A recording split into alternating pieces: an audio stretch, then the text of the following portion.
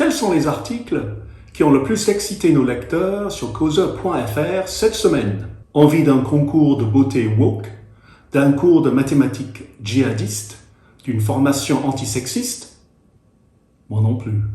Envie de savoir ce qui se passe réellement dans ce pays, dans le monde? Là, oui.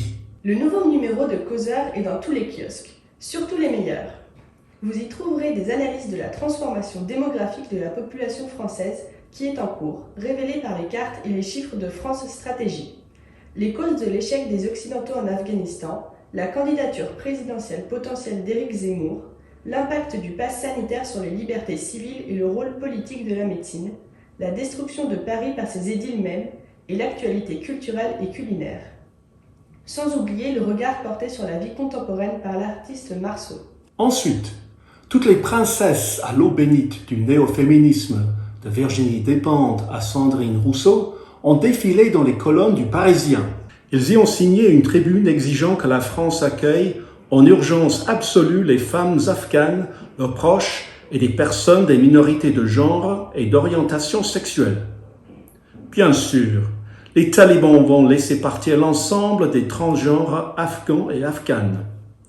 Didier Desrimé nous explique que derrière ce soi-disant exercice de sororité sans pareil se cache à peine le discours anti-occidental et anti-français qui sévit à notre époque. Ensuite, un professeur de maths, de physique et de chimie en Moselle a fait l'éloge des talibans sur sa page Facebook. Alexis Brunet nous raconte cet incident qui a conduit à la suspension de l'enseignant à titre conservatoire. Pour le matheux, les talibans ont fait preuve d'un courage sans limite. Ils l'ont démontré depuis la prise de Kaboul en assassinant les fonctionnaires et en battant les femmes.